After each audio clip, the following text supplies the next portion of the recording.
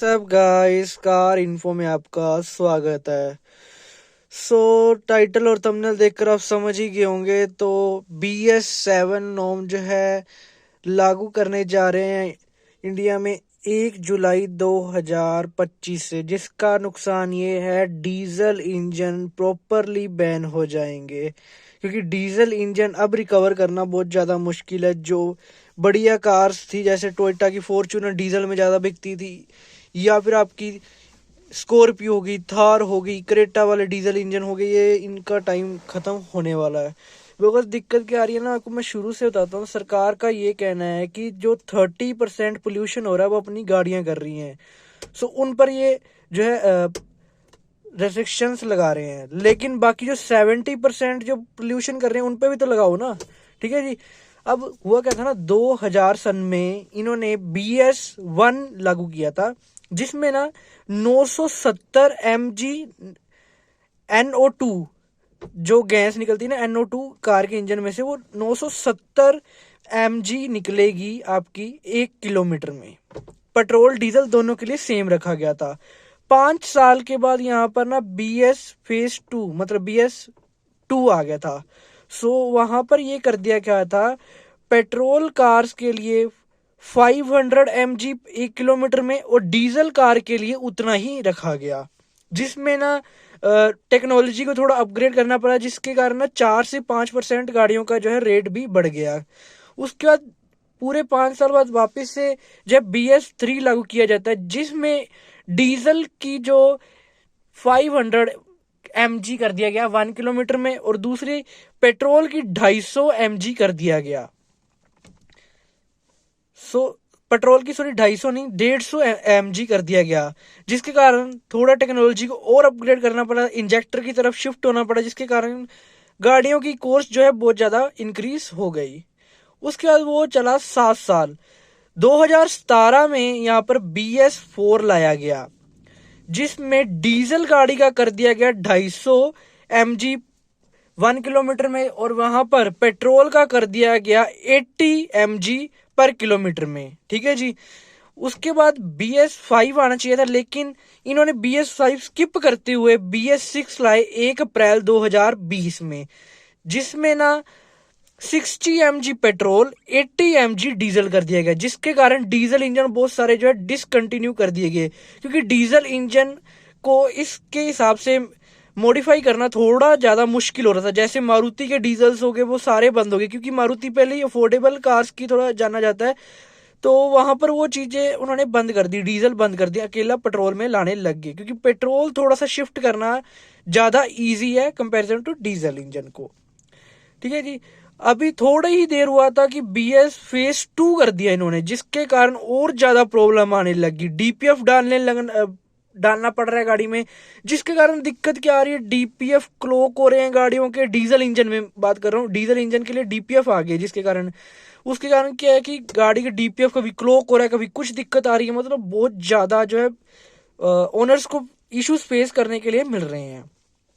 अब जो नितिन गडकरी जी ने यहाँ पर ये बात कह दी है कि 1 जुलाई 2025 से BS7 को लागू किया जाएगा, जिसमें बहुत ज्यादा जो है रेस्ट्रिक्शंस लगा दिए, जिसके कारण डीजल इंजन का बचना बहुत ज्यादा मुश्किल हो चुका है। पेट्रोल इंजन पर भी लगाए हैं और EVs पे भी लगा दिए हैं, जिसके कारण इनकी प्राइसिंग इस बार बहुत ज्यादा इंक्रीज होने वाली है। 2020 में जब BS6 गाड़ियां आई थी ना, तब मार्केट में जो स्टॉक था कंपनियों के पास, वो उनको बहुत ज्यादा डिस्काउंट रेट पर निकालना पड़ा, क्योंकि स्टॉक बहुत ज्यादा था तब उनके पास। अब भी वही सेम दिक्कत आएगी। अब दिक्कत क्या, BS7 में जो रिस्ट्रिक्शंस लगाई हैं, दोनों में 60 mg होना चाहिए, चाहे पेट्रोल है चाहे डीजल है। पेट्रोल में 60 mg था, उसमें कोई दिक्कत इतनी भी नहीं आने नहीं वाली, बाकी दिक्कत आने वाली जो दूसरी रिस्ट्रिक्शंस लगाई गई हैं। लेकिन डीजल में 60 mg करना एक बहुत ज्यादा मुश्किल टास्क है, बिकॉज अभी जो 80 mg किया था ना, उस पर ही करने के लिए बहुत ज्यादा जो है इनको खर्चा करना पड़ा था कंपनियों को, और DPF वाला सिस्टम लाया, जो कि अभी थोड़ा कामयाब होता हुआ नजर भी नहीं आ रहा।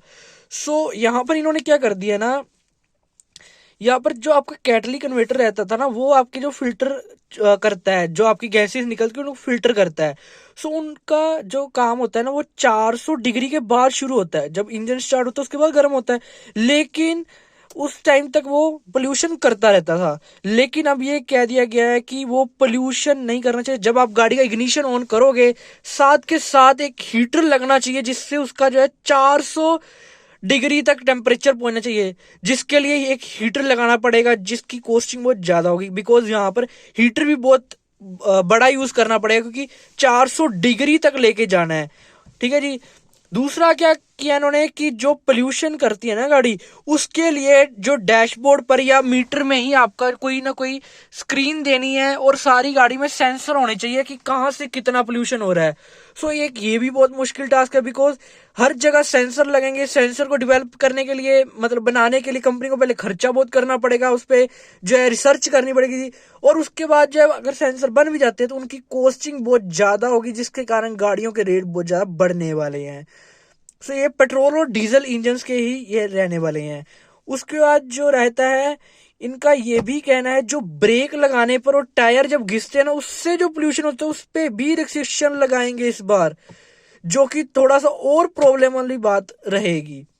ईवीज के लिए क्या रिस्ट्रिक्शंस लगाई हैं, ईवीज की जो बैटरी होती है ना उसको ज्यादा लंबे टाइम तक चलना होगा। बिकॉज ना जब बैटरी को डिस्पोज करते हैं तो और नई बैटरी बनाते हैं, उसमें बहुत ज्यादा पोल्यूशन होता है।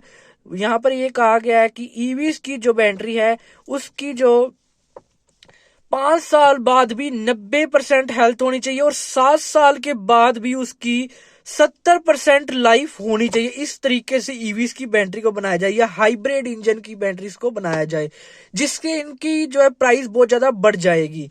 पेट्रोल और डीजल इंजन में पहले क्या था ना, 1 लाख किलोमीटर या 5 साल तक वो जो है इतना पोल्यूशन करता, उसके बाद वो अपनी मर्जी से ज्यादा पोल्यूशन करने लग जाता था। लेकिन अब इन्होंने क्या कर दिया, 27 में 2 लाख किलोमीटर या फिर 10 साल तक ये इतना ही पोल्यूशन करना चाहिए। अगर इससे ज्यादा पोल्यूशन नहीं होना चाहिए। जैसे उसमें था कि 5 साल के बाद अगर मान लो 80 mg था ना, वो अगर 100 mg होगा, 150 mg होगा, तो भी कोई दिक्कत वाली बात नहीं। लेकिन अब जो 10 साल तक 80 mg ही पोल्यूशन उसको करना है, उससे ज्यादा वो नहीं कर सकती। इस हिसाब से इंजन को ट्यून करना है, जो कि डीजल इंजन के लिए बहुत ज्यादा मुश्किल टास्क रहता है, क्योंकि डीजल इंजन थोड़ा पोल्यूशन ज्यादा करता है कंपैरिजन पेट्रोल में। सो यहाँ पर डीजल इंजन जो फेमस थे, अपने टोयोटा के फॉर्च्यूनर में आ गया, अपना महिंद्रा की स्कॉर्पियो, थार, क्रेटा वगैरह में ये डीजल इंजन की 99% चांसेस है ये डीजल इंजन अब जो है बंद हो जाएंगे। अगर आपको भी डीजल कार जो है बहुत ज्यादा पसंद है तो मैं तो यही रिकमेंड करूंगा, अभी ही ले लो। लेकिन अभी भी लेने में बस यही रिस्क है कि डीपीएफ का जो पंगा है ना वो बहुत ज्यादा तंग कर रहा है, क्योंकि डीपीएफ जब क्लॉक हो रहे हैं ना गाड़ियों में, तो 2-2 लाख, 1.5-1.5 लाख रुपए लग रहे हैं। अब जो आपको कि BS4 या BS3 गाड़ी भी ले लेते हैं, उनमें भी बहुत ज्यादा प्रॉब्लम आ रही है। बिकॉज ना जो डीजल रहता है या पेट्रोल रहता है ना, वो जो बन रहा है इस टाइम वो बन रहा है BS6 की गाड़ियों के लिए, और BS4 गाड़ियों के लिए वो डीजल नहीं है, जिसके कारण ना BS4 डीजल या पेट्रोल गाड़ियों में बहुत ज्यादा नुकसान हो रहा है। क्या नुकसान हो रहा है वो मैं आपको अगली वीडियो में बताऊंगा। सो आज की वीडियो में सिर्फ इतना ही। वीडियो अच्छी लगी वीडियो को लाइक कर देना, चैनल को सब्सक्राइब कर देना। Thank you for watching, bye.